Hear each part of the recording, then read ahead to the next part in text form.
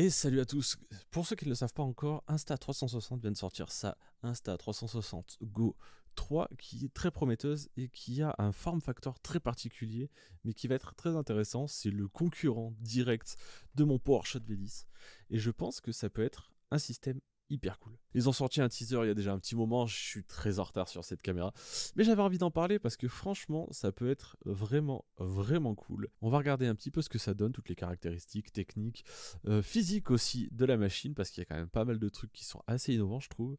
Et puis voilà, vous me donnerez après votre avis en commentaire et on pourra échanger ensemble de si ça vaut le coup ou pas. Insta360, pour l'instant, j'ai eu qu'une caméra de cette marque. J'en étais super content. Mais c'est vrai que de base, moi, j'ai grandi avec les GoPro et après, j'ai passé beaucoup de temps chez DJI. Donc, je suis passé sur aussi l'Action Cam de chez DJI et j'ai pas remis la main sur une caméra Insta360.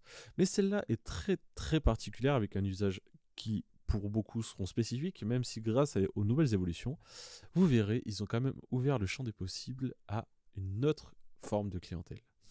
Allez, on passe tout de suite en écran split, bam, et on va regarder un petit peu ce que ça donne. C'est parti. Alors ça déjà, on va commencer direct là-dessus. C'est la toute petite caméra que vous avez l'habitude de voir chez Insta360 et ils ont rajouté un énorme caisson avec un écran de retour qui est assez gros et ça va être game changer.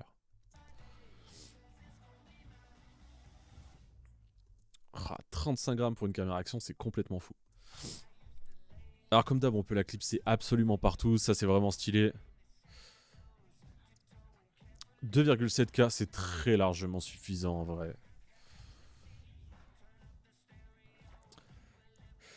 L'avantage, c'est que c'est tellement petit, vous avez vu, on peut la mettre partout. On peut créer des effets immersifs vraiment cool, qu'on peut pas forcément faire avec les... Même les action cam commencent à être un peu grosses pour certains trucs. Je sais qu'à l'époque, sur l'ancienne version de ça, il y en a qui l'avaient mis sur un couteau de cuisine, et du coup, on voyait directement les aliments se couper avec la fin de la lame et tout, c'était vraiment stylé. Et ça, même avec une GoPro, c'est un peu chiant à faire en vrai. Avec un boîtier, j'en parle même pas, c'est faisable, bien sûr. Mais du coup, ça facilite quand même vachement ce genre de prise de vue. Et puis, ça ouvre le champ des possibles créatifs à bas prix, quoi. Ça, c'est vraiment stylé. Alors. Ouais, le boîtier va être ouf. Ça, c'est cool. On peut soit mettre la caméra seule, soit la mettre carrément avec le boîtier. Et le boîtier sert de déclencheur à distance. Et sert de retour à distance. Et ça, vraiment, c'est vraiment hyper stylé. Ça fait plein de fois vraiment, mais c'est vraiment bien. Ah, c'est cool. Ah, attends, on passe de combien à combien là? Alors, 45 minutes à 170. Ouais, c'est très bon hein, pour une petite caméra comme ça, avec le boîtier et tout, c'est vraiment cool. La petite stab a l'air de bien marcher. Lock de la ligne d'horizon. Comme je l'avais dit sur la vidéo de l'Action 4 de chez DJI, je sais pas si c'est sorti ou pas. Moi, je m'en servirai pas ou peu.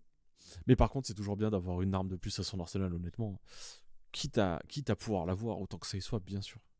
Même si moi, je m'en servirai pas, mais je sais qu'il y a des gens qui jurent que par ça. Et c'est vraiment cool qu'il l'ait mis, quoi. Water resist. Ah, même le caisson est water. Oh, cool. 16 feet. 16 feet, je sais pas ce que ça fait. Attention. Je vais vous faire la conversion de tête. Alors. Conversion de tête, attention. C'est pas ouf. C'est pas ouf. Je viens de le calculer de tête là. C'est pas incroyable.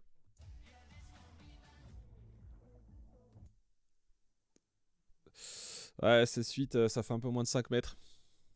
Ouais, calculé de tête, bien sûr. Et, et 5 mètres, juste pour plonger au tuba, ça va quoi.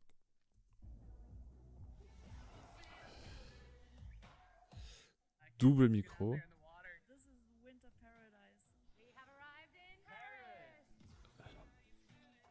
Alors, le son était excellent là. Bizarrement, moi, quand j'essaie des caméras action, alors certainement avec un ingé son très bon et une bonne post-prod, le son peut peut-être être comme ça, même si j'en doute. En vrai, je demande à voir, je demande à essayer. Si le son ressort comme ça dans une galerie marchande, j'achète direct, je vous le dis clairement. J'achète directement. À voir ce que ça donne une fois en main. Je vais voir si j'ai des potes qui peuvent l'avoir ou.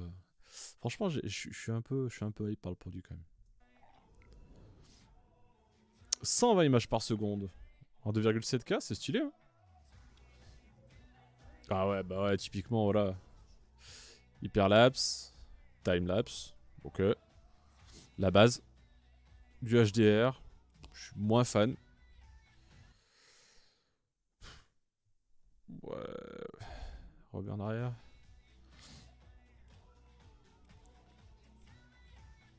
Ouais, je trouve limite la photo moins bien après, mais. Ouais, de pouvoir partager directement de la machine, ça c'est cool. Franchement, c'est plus simple.